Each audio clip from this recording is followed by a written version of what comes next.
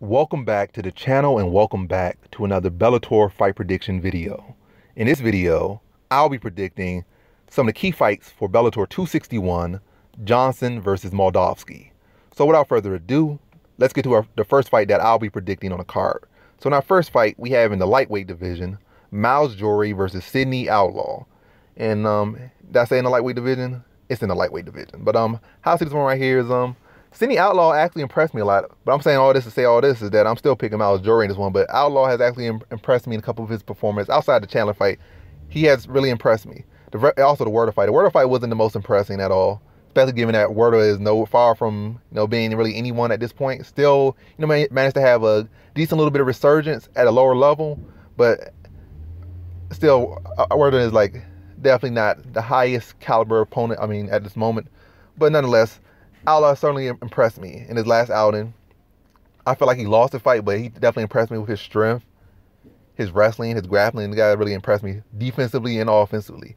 But I'm saying all this to say all that, as I said before, I'm picking Miles Jory. I feel like Miles Jory also has some very slick grappling, and I feel like Outlaw's best chance in this fight is to try to wrestle and grapple with Miles Jory. I feel like Miles Jory is the better striker. I feel like Outlaw got some explosiveness to him, and he got some decent technique. But I feel like Jory is just a more fleshed out fighter, and stylistically wise, with his grappling background and his grappling skills, Jory has all the skills to address the wrestling and grappling of Outlaw. Outlaw might be able to go the angle of just outworking him, maybe not truly getting the better of him in his position, but outdogging, outworking him. That's definitely a potential. But I think on the feet, Miles Jory just outstrikes him. Then the grappling exchanges, already got maybe a hurt Outlaw, or Outlaw trying to find an angle to win this fight. So you already got him, telegraphing his moves, or obviously knowing what he's coming to do out there. So I feel like Miles Jory will be already primed to address it. Tack with little front chokes, tack with guillotines, change the angle, stuff the takedown. This already prepared for, Outlaw's plan B, or really his plan A. And then use his length, use his reach, use his experience, use his jab to keep him on the outside and make him really work to get on the inside for these takedowns and have him shooting takedowns from farther out, which again will give Jory more time, more prep time to address the wrestling, address the grappling.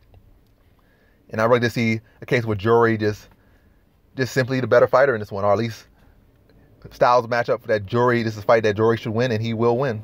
So in this one, I got Miles Jory via decision. Now to our next fight, we have in the featherweight division, Daniel Weichel versus Keani Diggs. And with this one right here, I was looking I saw a couple people picking Keani Diggs. I was wondering why, but I almost was going to lean to him, but I'm leaning to Daniel Weichel on this one. Definitely, in that case, maybe put a little bit of money on Keani Diggs just for the upset, or just a little bit of money on him, or a decent little bit of money, or if you're feeling risky, throw some money on Keani Diggs. But I'm still leaning to Daniel Weichel. Keani Diggs, one thing is he's not the youngest fighter. I could definitely see a fighter that's growing, and I can see that growth in him, but he's 34, and at some point it's just going to stop, because I can see if he was like 28, 27, or even 30, but 34, to be at the point where he's at, I'm not all that impressed. Like I said, he has some decent skills. I'm really most impressed by his grappling. Striking doesn't impress me too much, especially since his technical skills on the striking is pretty solid. But the speed and the power and overall, just not super impressed, about where he's going. From what I'm saying from him, he's not really going to be able to make no real impact at the top. He could potentially be Weichel, but as far as winning the belt, or really making anyone that's about to win the belt or hold the belt shaking their boots, or even give an extra thought about it, I'm not saying it from him.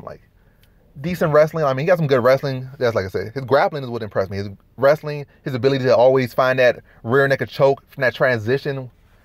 It's very slick, very clean, and very solid, very dangerous in the area. Striking, got a decent jab, which I feel like can work against Weichel. Weichel head movement could use a little bit of work. But overall, to keep it very broad and basic and simple with this prediction, I just feel like Weichel has plenty of experience. He's only 2 years older than 2 years older than Keani Diggs, but has so much more experience and so much more lessons. And he still has been, competitive with some of the best people in this division, some of the best uppercomers. Last fight with Patricio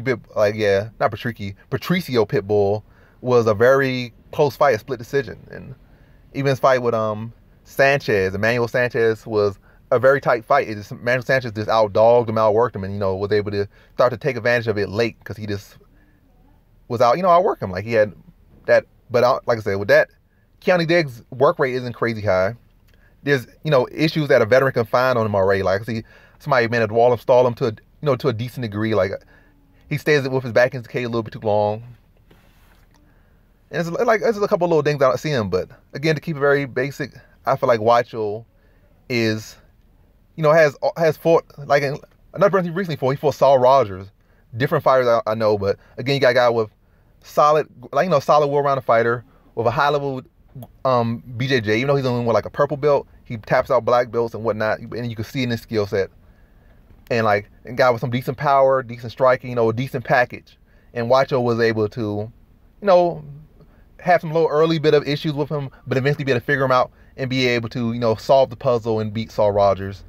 Yes, it was a close fight, but it was pretty clear that Weichel won this one. But in this one, I feel like the experience will help Weichel. The age difference isn't that big. And Weichel has all the things. He has fought people that, bring similar skill sets. And I feel like Weichel's experience will, along with his skills, will be able to grind out a decision over Diggs with mixing the clinch. Like I said, where I feel like if you watch his tape, you can find areas there. And Keanu Diggs, where he's best at on the ground. Weichel has already, been shown to be a good guy, good at being a defensive grappler and, dealing with grapplers. So on the ground, and it's also not like Diggs has the greatest arsenal on the ground. He's not this guy that just jumping leg locks and flying arm bars and take you down and just tap you out from any which way. Like, he has his paths, and Weichel can definitely shut down all those paths, especially when his main path is, body locks, and on the ground, really his best position is like the back take and, the back mount.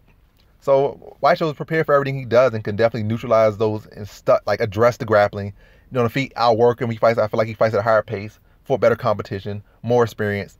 So I feel like he can address the wrestling, address the grappling, beat a more experienced fighter, make the right decisions, and just use that against Keanu Diggs and beat him to a smart decision. But Keanu Diggs by no means, will be out of this fight. He will be fully in this fight at all points. But I feel like Weichel's experience and his skills, and this will match up very well with Keanu Diggs to get the victory. So in this one, I got Daniel Weichel via decision. Now to our next fight, we have in our co-main event in the women's flyweight division, Liz Carmouche versus Kana Watanabe. And I see this one right here is, for some reason, a lot of people picking Watanabe, even though in her last fight, she clearly showed that her striking was terrible. And even prior to that, her whole career, her striking was terrible. Like, she just like a freaking fight like plank off Ed and Eddie, or move when I say some people got bad head movement, she's probably one of the worst cases. Like, her head movement is freaking atrocious. Even after getting hit, like, you would think you would start to move your head and get rocked, but she found a way to win. Like, she has a good judo background, has this and that, and her good grappling and whatnot. But Carmouche also has solid, grappling, defense, and offensive grappling. I think Carmouche will be the stronger woman in this fight, the more experienced woman for sure, been for much better competition. I feel like Carmouche can outstrike her, find it. Her head not going to move, so Carmouche, of course, she can find her. Carmouche definitely got the power to knock her out. Got the power and experience to find, gain advantage in the grappling.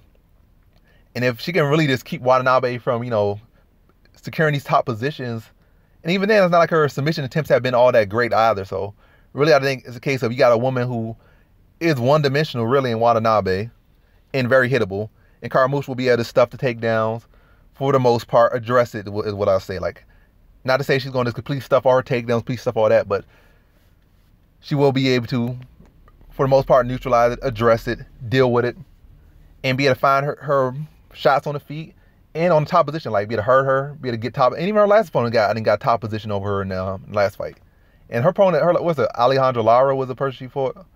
And that woman has terrible awareness as far as, how some women just throw out kicks, or some fighters just throw out kicks, they always end up on bottom. And she has a penchant for getting on bottom. That's why she lost that fight. It wasn't because Kana Watanabe is just such an amazing fighter, and she will get a takedown on just about anyone, no matter who it is. If she fought a fighter, I mean, she can on a lot of women, but as far as higher level women, especially if y'all going to UFC in the upper rank, with top 5, top 10 and stuff, which she probably won't even get to if she was in the UFC because of her one-dimensionalness and her flaws. Like, they will be able to stuff it, not just because of that, because when you get to the higher level, it's not just about one thing, it's about all things, or at least having enough of everything so that your one thing can really flourish. And yeah, she's been able to win, and she's has a record and whatnot, but I feel like Carmouche is going to be a little bit too much for her. Address it, be able to find shots on her, be able to score takedowns after hurting her, or being able to reverse some of her takedowns, end up on top of her, like hurt her on the feet, reverse positions, reverse her takedowns, score takedowns, bust her up, and eventually just wear her out and TKO her in that second round. Just really just like beat a veteran, beat a stronger fighter, beat a better fighter. Just simple as that. Stop the takedowns, reverse the takedowns, outstrike her, and put a bludgeoning on her and get that second round stoppage. So in this one, I have Liz Carmouche via second round TKO.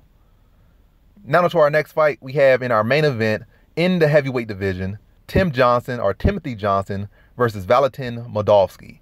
And how I see this one right here is Tim Johnson has definitely been making a lot of improvements and definitely been turning his career around, and all props to him, but I'm leaning to Valentin Moldavsky in this one. I feel like wrestling, Moldavsky can neutralize Johnson wrestling, or flat out just out wrestle Tim Johnson in this one. And I feel like that's what he's going to do. I feel like he's going to be outstrike him. He's going to be fluid. He's going to be moving. He's going to mix in his strikes, mix in his takedowns, and just simply outwork, outgrind, and just be the younger, better fighter than Tim Johnson in this one. Like I said, Tim Johnson made his improvements, but I feel like Valentin Moldavsky just stylistically wise just has all the skills to beat him. I feel like he's the better striker. I feel like he's the better wrestler, and the younger fighter, the stronger fighter. But Johnson will have experience, but Moldavsky also has experience in the UFC. I mean, I say in the UFC, in MMA and outside MMA. Just as Johnson does have MMA and out MMA, but Moldavsky has been bred for this, and he's gonna show in this one. I feel like he can outstrike Johnson. Johnson, with his improvement, he's still kind of a slow, plodding, big heavyweight. He's going, try to, be big and use the size and kind of make the cage small and bully you against the cage and try to score these upper body takedowns on you, like to be that big man. But Moldavsky's going to be more than prepared and has been training this his whole life, so those takedowns aren't really going to be there. He can't really bully him against cage like he do some other fighters, or try to score takedowns and bully him on the ground. So really, most of his path to victory. And also, Moldavsky's not going to be there flat-footed for him to hit. So he's going to be able to land kicks on his leg, kicks to the body, kicks up top, freeze him up top, stick and move, find takedowns. Then when he start to tag him, Johnson starts to go on the back from being hurt, then Moldavsky will let his own hands go, be able to score score front pressuring takedowns instead of like these reactionary takedowns. And then from there, just a breakdown effect. And he can third round, he's able to put Johnson out of there. Just hurt him, put him on the back foot, land some shots, pick him up, put him on the ground. And then from there, just land some heavy ground and pound till the ref pulls him off, and Moldavsky gets that third round TKO victory. So in this one, I have Valentin Moldavsky via third round TKO. And that concludes my fight predictions for some of the key fights for Bellator 261, Johnson versus Moldavsky. And as always, thanks for watching.